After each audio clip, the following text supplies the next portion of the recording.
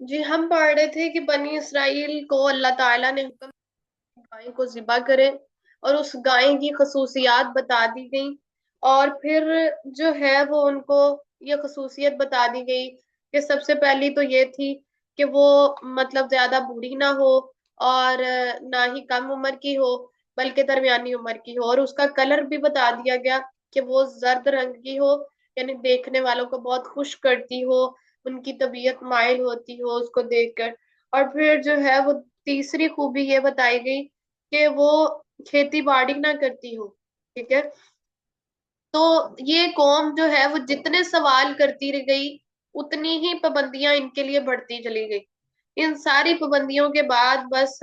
اب ان کی ہاں صرف ایک ہی گائے رہ گئی تھی، جو تقریباً جو ہے وہ سنہرے رنگ کی تھی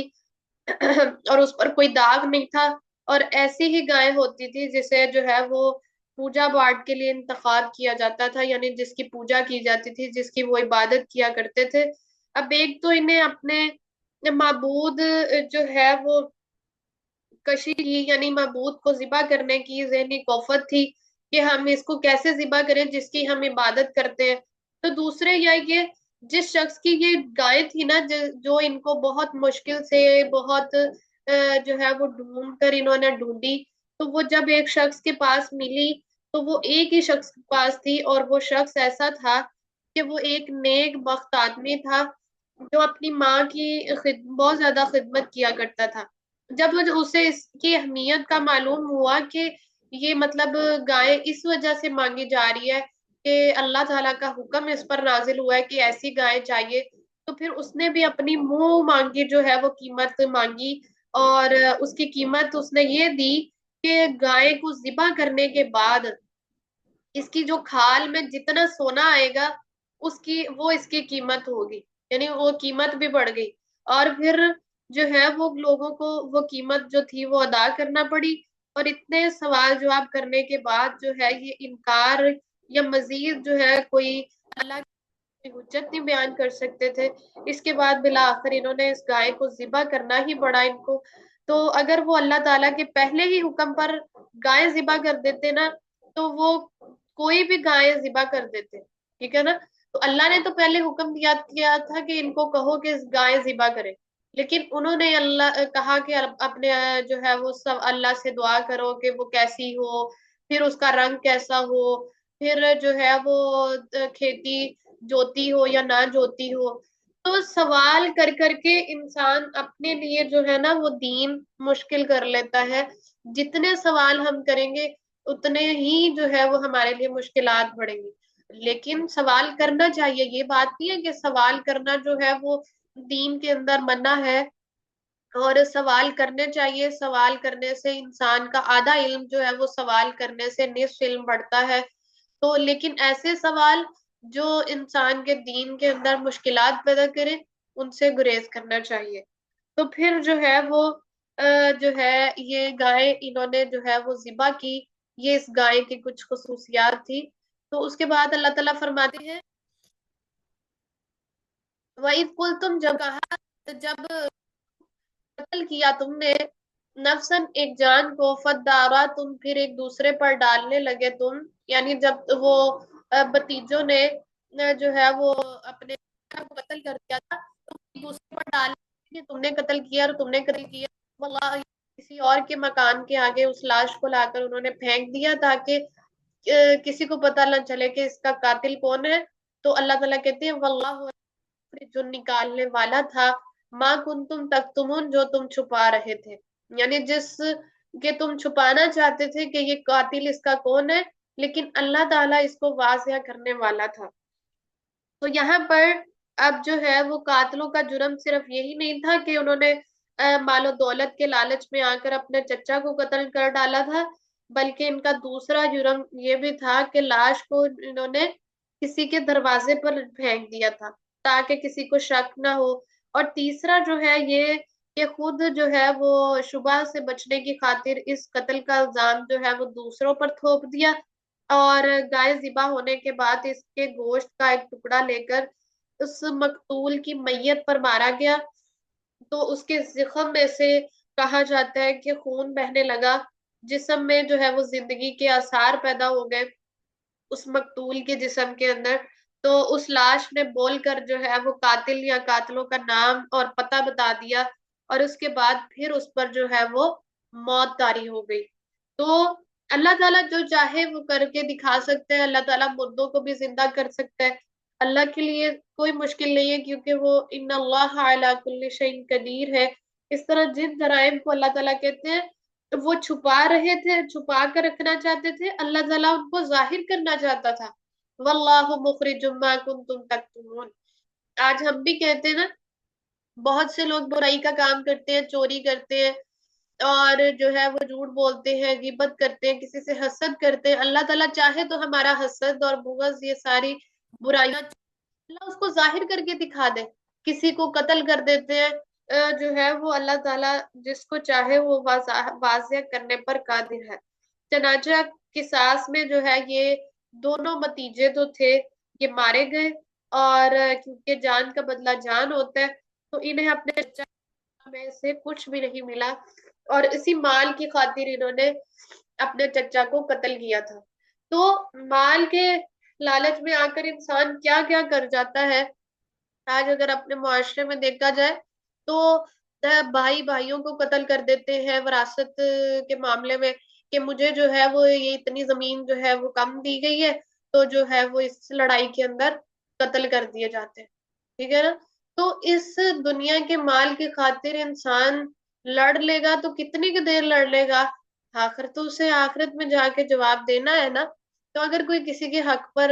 اللہ کے نبی کا فرمان ہے کہ کوئی بلشت بھر کسی کی زمین پر قبضہ کرتا ہے نہ حق، تو وہ زمین اس کے گھلے کے اندر قیامت کے دن وہ توق، زمین 7 زمینوں کا توق اس کے گلے میں ڈال دیا جائے گا۔ تو ایک بلشت کتنا ہوتا ہے؟ ایک بلشت، ہم تو لوگ جب نہ حق کسی کی زمین پر قبضہ کرنے کے لیے آتے ہیں، تو ہم تو جو ہے وہ دنیا کے لالچ میں آ کر اور آخرت کو بھول کر، اللہ کو بھول کر، جو ہے وہ کتنا کتنا حق نہ حق جو ہے وہ ان کا جو ہے وہ حق مار دیتے ہیں۔ تو اللہ تعالیٰ کہتے ہیں میں جب نکالنے پر آؤں، میں کسی کی برائیوں کو دکھانے پر آؤں دنیا والوں کو، تو میں نکال کر رکھ دیتا ہوں۔ تم اس کو چاہتے ہو کہ تم اس کو چھپا رہے ہوتے ہو، لیکن اللہ واضح کرنے پر قادر ہے۔ فَقُلْنَا، پس کہا ہم نے، اضربو، مارو اسے، یعنی اس گوشت کے ٹکڑے کو، جو گائے کا گوشت کا ٹکڑا ہے اس کو مارو، ببعضھا، ساتھ اس کے بعض حصے کے، کذالک، اسی طرح، یحیی، زندہ کرے گا اللہ تعالی موتا، مردوں کو، ویریکم، اور وہ دکھاتا ہے تمہیں، آیاتہ، اپنی نشانیاں، لعلکم تعقلون، تاکہ تم عقل سے کام لو، یا تمہاری عقل جو ہے وہ اس میں جو ہے وہ تمہاری عقل جو ہے وہ شاید تمہاری عقل جو ہے وہ کام کرنا شروع کر دے، کہ جو اللہ رب العزت کی ذات مردوں کو زندہ کر سکتی ہے، اور وہ دکھاتا ہے اس میں اپنی نشانیاں، تاکہ تم عقل سے کام لو۔ اس واقعے کے اندر ہمارے لیے بہت سی نشانیاں ہیں۔ کون کون سے سبق اس میں سے نکلتے ہیں؟ اللہ نے اتنا بڑا یہ واقعہ کیوں بیان کیا، اور اس میں صرف بنی اسرائیل کا واقعہ سن لینا اور پھر ہم اس کو سن کر جو ہے وہ کہے کہ بس بنی اسرائیل کا واقعہ تھا، اس سے کوئی سبق حاصل نہ کرے،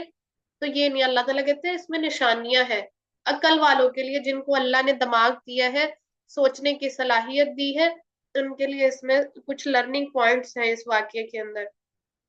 کہ یہ گائے بالکل اس قسم کی تھی کہ جسے معبود سمجھ کر اس کی پوجا کی جاتی تھی، ٹھیک ہے۔ تو یہ گائے ذبح ہوتے وقت اپنے آپ کو بھی وہ بچا نہ سکی، یعنی اگر ایک گائے جو ہے وہ معبود ہوتی، تو اگر وہ خدا ہوتی تو وہ اپنے آپ کو تو بچا لیتی، تو گائے اپنے آپ کو نہ بچا سکی، دوسروں کا وہ کیا بگاڑ اور سنوار سکتی ہے، کیا فائدہ پہنچا سکتی ہے، پھر ذبح کرنے والوں کو نہ ذبح سے پہلے کچھ نقصان پہنچا اور نہ ذبح کے بعد پہنچا۔ جو کہتے ہیں نا، ہم اپنے جو شریک ہیں ہمارے اللہ کے علاوہ ہیں، اگر ہم ان کی گستاخی کر بیٹھیں گے تو ہمارا وہ نقصان کر دیں گے، ہماری ٹانگ ٹوٹ جائے گی، ہماری بازو ٹوٹ جائے گی، ہمارے گھر میں یہ نقصان ہو جائے گا۔ تو اس سے پتہ چلتا ہے کہ جب انہوں نے اپنی معبود جس کو بنایا ہوا تھا گائے، اور وہ جب گائے کو ذبح کیا، نہ اس کے بعد بنی اسرائیل کا کچھ نقصان ہوا، نہ ہی اس کے पहले कुछ नुकसान हुआ उनका। ठीक है। तो जो है वो इससे पता चलता है कि सिर्फ इबादत जो करनी चाहिए तो वो अल्लाह रब्बुल इज्जत की जात की। इससे हमें एक तौहीद का लेसन मिलता है। ठीक है। तो एक अल्लाह रब्बुल इज्जत की इबादत करनी चाहिए, उसके साथ किसी को शरीक नहीं ठहराना चाहिए। नंबर 2 लर्निंग पॉइंट ये है कि जिस बात को ये लोग छुपा रहे थे, अल्लाह ताला ने उस तरीके से उसे जाहिर कर दिया। हम कुछ बातें होती है ना, हम अपने दिलों में छुपा लेते हैं, मैंने किसी को नहीं बतानी, और मैं हम किसी के साथ ज्यादती कर जाते हैं। तो अल्लाह ताला चाहे तो वो दिखाने पर कादिर है। अल्लाह ताला ने तो क्यामत के दिन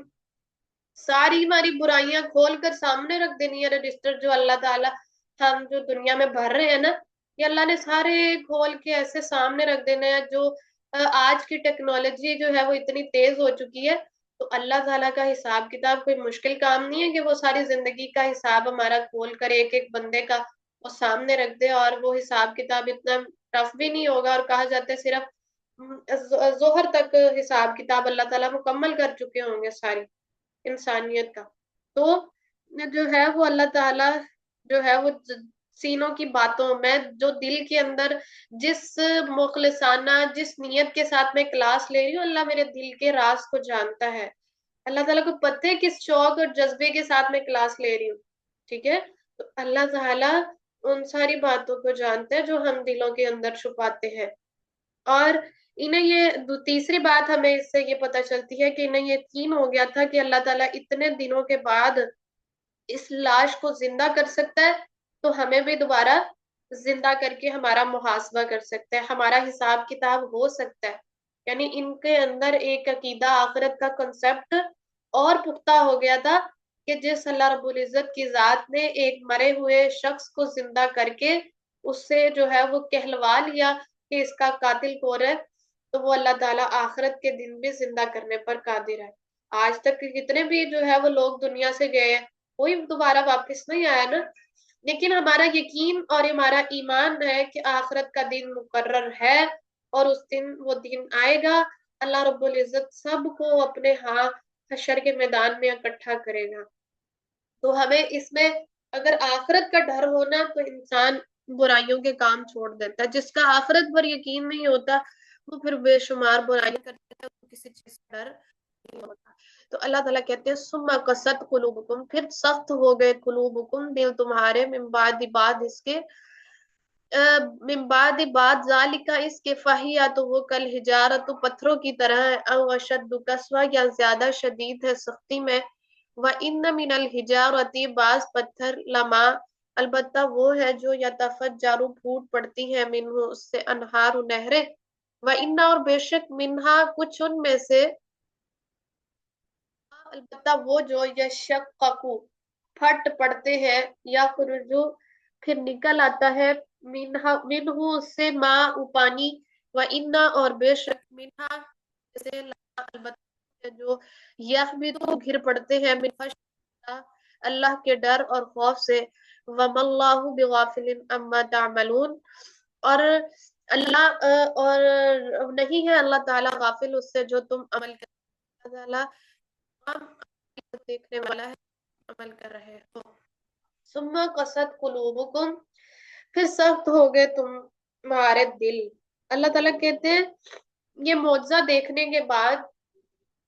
तुम्हारे दिल में अल्लाह का खौफ अगर पैदा ना हो, तुम्हारे दिल सख्त से सख्तर होते चले गए हैं, बल्कि पत्थरों से भी अल्लाह ताला कहते हैं ज्यादा सख्त हो गए हैं। फाहिया कल हिजारा, पत्थरों की मानिंद हो चुके हैं। हजरा असवद कहते हैं ना पत्थर को, जो जो है वो खाना काबा के अंदर रखा गया है पत्थर, और वो जन्नत से लाया गया पत्थर है। तो हजरा असवद, तो हजर पत्थर को कहते हैं, वो शद्दु कसवा यानी ज्यादा शदीद है। यानी पत्थरों से भी तुम्हारे दिल सख्त हो चुके हैं कि तुम इन वाकयात को सुनकर इनसे सबक हासिल नहीं करते, और तुम्हारे आंखों से जो है वो आंसू नहीं जारी होते कि ये कौम कितनी सख्त थी और सख्त दिल थी, और अगर ऐसी नाफरमानियां हम भी करेंगे तो हम पर भी अल्लाह का अज़ाब आ सकता है। वह इन मिनल हिजारती, अल्लाह ताला कहते हैं पत्थर तो ऐसे होते हैं कि نہریں پھوٹ پڑتی ہیں. آپ نے اکثر دیکھا ہوگا کہ کچھ پتھر ایسے جن میں سے پانی نکل رہا ہوتا ہے. وَإِنَّ مِنْهَا لَمَا يَشَّقَّقُ فَيَخْرُجُ مِنْهُ الْمَاءُ، اور بے شک ان میں سے البتہ وہ ہے جو پھٹ جاتے ہیں پھر نکل آتا ہے ان میں سے پانی. وَإِنَّ، اور بے شک مِنْهَا ان میں سے البتہ اللہ کی خشیت سے کچھ ایسے پتھر ہوتے ہیں کہ وہ اللہ کی خشیت سے گر پڑتے ہیں. تو اللہ تعالیٰ یہاں پر انسان کے دلوں کو پتھروں سے تشبیہ دے رہے ہیں کہ پتھر جو ہوتے ہیں نا وہ بھی اللہ کے خوف سے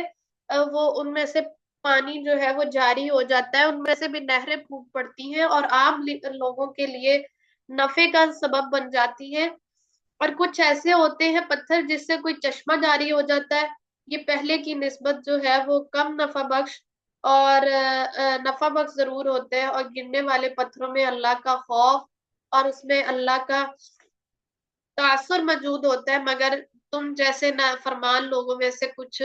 دوسروں کو کچھ فائدہ پہنچانے کی کیا توقع ہو سکتی ہے جن کے دلوں میں اللہ کا ڈر ہی نہ ہو.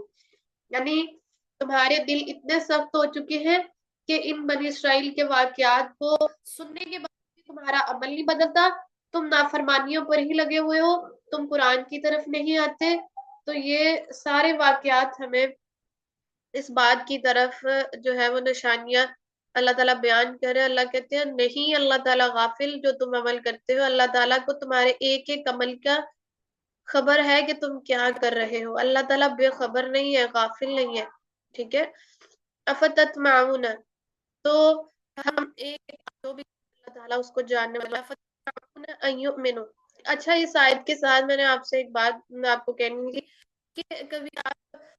کو ایسا محسوس ہوا ہے کہ کبھی آپ پڑھے اور آپ کا جو ہے وہ آنکھوں سے آنسو بہہ نکلے، آپ کا دل نرم ہو جائے اور آپ کبھی پریشانی میں اللہ کو قرآن کھول لیں، اور کبھی بیمار ہو تو کیونکہ قرآن تو پریشانیوں کا حل ہے نا، کبھی پریشانیوں میں کھول کے کہیں سے بھی پڑھنا شروع کر دیں، کھول لیں آپ شفا کے لیے پڑھنا شروع کر دیں. تو کبھی آپ کی آنکھوں سے آنسو آئے ہوں قرآن پڑھے. انہی کے صحابہ کرام تو اتنا قرآن پڑھ کے رویا کرتے تھے کہ کہا جاتا ہے کہ وہ جو ہے وہ اتنا روتے تھے سینے سے ایسی آوازیں آتی تھی جیسے گھڑیاں بل آوازیں. اتنا قرآن نے کئی قرآن کرام کو سنا ہوگا کہ وہ قرآن پڑھتے ہیں اور وہ رو رہے ہوتے ہیں. تو اللہ رب العزت کی خشیت ایسا خوف اور ہم لوگوں میں بھی پیدا کر دے کہ ہماری ایمان کی کمزوری ہے. ٹھیک ہے کہ ہمیں قرآن سن کے نہیں رونا آتا، ہمارے دل سخت ہو جو سختی کی علامت ہوتی ہے کہ میں آخرت کا خوف میں میرا وہ تو میرا آخرت کے سارے احوال میرے جو ہے وہ نظروں کے سامنے آئے کہ میں کیسے اس دن جو ہے وہ بچ سکوں گی. قبر کے عذاب، قبر کا ذکر ہو تو میں جو ہے وہ اللہ کے ڈر میرے دل میں آ جائے. تو اللہ تعالیٰ کا خوف اور ڈر ہی ہے جو انسان کے دلوں کو نرم کر دیتا ہے. ٹھیک ہے. تو اللہ تعالیٰ کہتے ہیں افتطمعون، کیا تم طمع رکھتے ہو ان یؤمنوا کہ وہ ایمان لائیں گے، لکم تمہارے لیے، وَلَقَدْ البتہ تحقیق کان ہے فریقن ایک گروہ منہم ان میں سے یسمعون کلام اللہ، وہ سنتا ہے اللہ کے کلام کو، ثم یحرفونہ پھر وہ تحریف کر دیتا ہے یعنی بدل ڈالتا ہے اللہ کے کلام کو، من بعد ہی بعد اس کے ما کرو جو انہوں نے سمجھ لیا اسے، وہم یعلمون جبکہ وہ علم رکھتے ہیں. اب یہاں پر اللہ تعالیٰ کہتے ہیں کہ کیا تم امید رکھتے ہو کہ وہ شخص ایمان لے کر آئیں گے ایسے لوگ، حالانکہ ایک گروہ ان میں سے ایسا ہے جو اللہ کا قرآن سنتا بھی ہے اور پھر اس میں بدل دیتا ہے اس قرآن کو، جو اپنی مرضی کی باتیں ہوتے ہیں وہ لے لیتا ہے اور جو مرضی کی نہیں ہوتی، جو سخت مسائل ہوتے ہیں ان کو بدل ڈالتا ہے. تو جو انہوں نے سمجھ لیا ہے اور وہ علم رکھتے ہیں. دیکھیے خطاب جو ہے وہ دراصل مدینہ کے مسلمانوں سے ہے جو یہود سے کئی بار یہ سن چکے تھے کہ ایک نبی آخر الزمان جو ہے وہ آنا والا ہے اور جو لوگ ان کا ساتھ دیں گے وہ ساری دنیا پر چھا جائیں گے. اب یہ لوگ تو ایمان لے آئے مگر یہود نے یہ کام کیا کہ تورات میں جو نبی صلی اللہ علیہ وسلم کا حلیہ مبارک موجود تھا اس میں تحریف کر ڈالی. اور ایمان نہ لانے کی وجہ یہ بتائی کہ اس کا حلیہ تو تورات میں مذکور جو حلیہ ہے اللہ کے نبی کا حلیہ اس سے مختلف ہے، اور خود ہی انہوں نے تورات میں نبی صلی اللہ علیہ وسلم کا حلیہ چینج کر دیا تھا۔ تو اللہ تعالیٰ کہہ رہے ہیں کہ وہ تحریف کر ڈالتے ہیں، اللہ کے قرآن کو بدل ڈالتے ہیں، جو انہوں نے سمجھ لیا کہ وہ علم رکھتے ہیں، اور یعنی نبی صلی اللہ علیہ وسلم کے حلیے کو بگاڑ دیتے ہیں۔ تو اس سے پتہ چلتا ہے کہ کچھ ایسے آج بھی لوگ ہوتے ہیں جو اپنی خواہشات کے مطابق قرآن کو پڑھنے کی کوشش میں رہتے ہیں، کہ ہمارا دل نہیں کرتا اس اعمال کرنے کو، وہ اس سے غلط مطلب مراد لے کر اس میں سے جو ہے وہ اپنی مرضی کا مسئلہ نکال لیتے ہیں، اخذ کر لیتے ہیں۔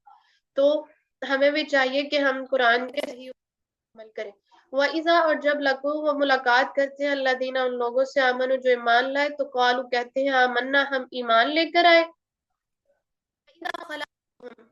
اکیلے ہوتے ہیں، علیحدہ ہوتے ہیں بعض ان کے بعض کی طرف، قالو وہ کہتے ہیں تحدثونہم کیا تم باتیں بتاتے ہو انہیں، بما فتح اللہ جو کھول دی اللہ نے تم پر، لیحاجوکم تاکہ وہ جھگڑا کریں تم سے، بھی ساتھ اس کے عند ربکم تمہارے رب کے پاس، افلا تاکلون کیا تم عقل نہیں رکھتے؟ تو یہاں پر جو ہے وہ فرمایا جا رہا ہے کہ جب وہ ملاقات کرتے ہیں اہل ایمان سے تو وہ کہتے ہیں ہم ایمان لے گئے، اور جب اہل ایمان کے پاس نہیں ہوتے تو یہودیوں کے پاس ہوتے ہیں، تو وہ کہتے ہیں وہاں پہ جا مسلمان اور یہودیوں کے درمیان جھگڑا پیدا ہو جائے، افلا تاکلون کیا تم عقل سے کام نہیں لیتے؟ اس آیت میں نبی آخر الزمان کو پہچاننے کے لیے جو تورات میں جو ہے وہ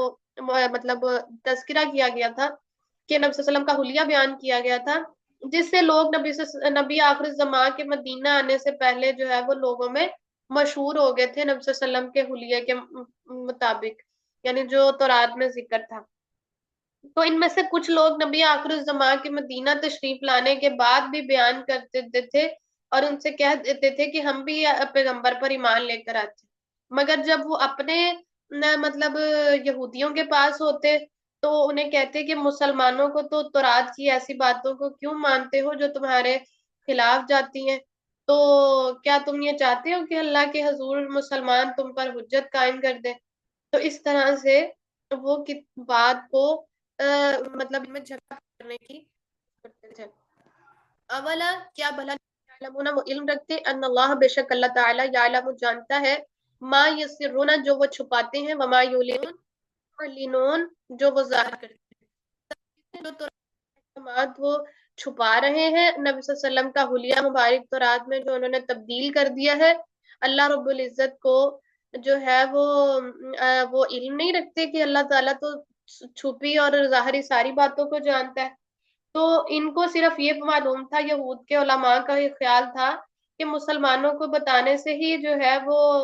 قیامت کے دن اس حقیقت کا پتہ چلے گا، ورنہ نہیں پتہ چلے گا کہ یہ کتاب کے اندر تبدیلی واقعہ ہو گئی ہے۔ تو اللہ تعالیٰ کے متعلق ان کی معرفت جو ہے وہ اتنی کمزور تھی، یعنی اللہ کو اتنا کم پہچانتے تھے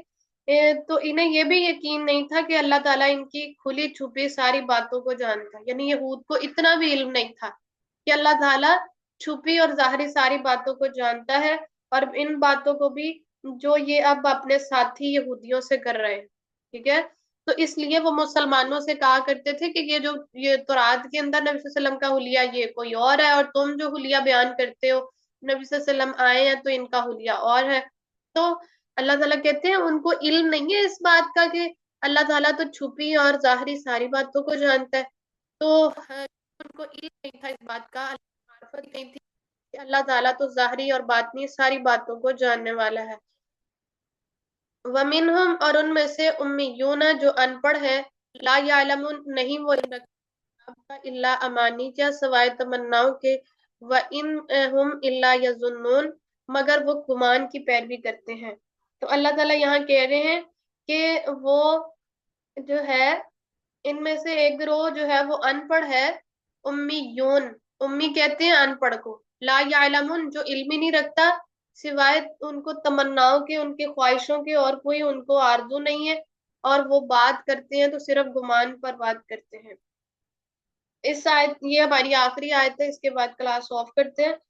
تو ان کے عوام کا حال یہ تھا کہ جو تورات کو پڑھ بھی نہیں سکتے تھے، نہ انہیں یہ معلوم تھا کہ وہ کون سے حصول احکام جن پر ہماری النجات جو ہے وہ ہونے والی ہے، وہ بس اپنی جھوٹی توقعات میں مگن تھے۔ اور وہ یہ تھی ان کی توقعات کہ ہم چونکہ انبیاء اور اللہ کے چہیتے ہیں، انبیاء کی اولاد ہیں، لہٰذا ہم نہیں جائیں گے۔ یہ ان کی تمنائیں تھی، امانیہ، یہ اسی آرزو میں جیتے جا رہے تھے کہ ہم انبیاء کی اولاد ہیں اور اللہ کے چہیتے ہیں۔ تو وَإِنْ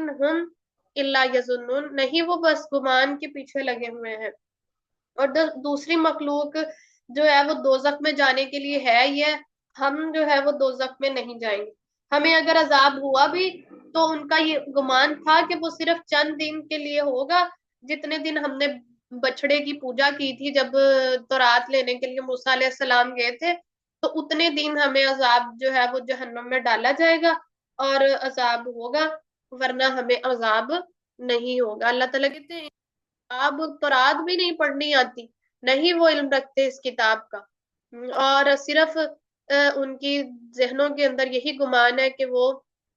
ایسے ہی جو ہے وہ جنت میں چلے جائیں گے، اور ان کا کوئی حساب کتاب نہیں ہوگا، اور صرف اگر جائیں گے بھی تو تھوڑی ہی وقت کے لیے جائیں گے۔ تو اللہ رب العزت سے دعا ہے کہ ہم بھی کہیں ایسا نہ ہو کہ ہم جو ہے وہ یہی آرزویں اور تمنائیں لے کر دل میں بیٹھے ہوں کہ ہم چونکہ نبی صلی اللہ علیہ وسلم کی امت ہے، اور ہمارا تو حساب کتاب جو ہے وہ کوئی اتنا مشکل نہیں ہوگا، اور جو ہے وہ ہم اسی یقین کے ساتھ جی رہے ہوں۔ تو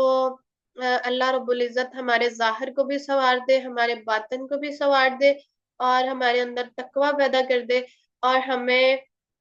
جو ہے وہ کتاب کا علم دے دے، ٹھیک ہے، جو کتاب کو، اس کتاب کو، قرآن کو جان لیتے ہیں، پھر اس کے بعد اس کے سامنے حق واضح ہو جاتا ہے کہ باطل کیا ہے اور حق کیا ہے، اور پھر وہ صرف تمناؤں میں نہیں جیتا۔ تو جس کے پاس قرآن کا علم نہیں ہوتا، پھر وہ صرف جو ہے اللہ تعالیٰ کہتے ہیں لا یعلمون الکتاب، جن کے پاس کتاب کا علم نہیں ہوتا، وہ زندگی دنیا کی ہے وہ صرف تمناؤں پر جی رہا ہوتا ہے، خواہشوں پر جی رہا ہوتا ہے۔ تو اس لیے قرآن کا علم حاصل کرنا بہت ضروری ہے۔ اللہ رب العزت ہمیں اپنی زندگیاں قرآن و حدیث کے مطابق عمل کرنے والا بنائے۔ وآخر دعوانا ان الحمد للہ رب العالمین۔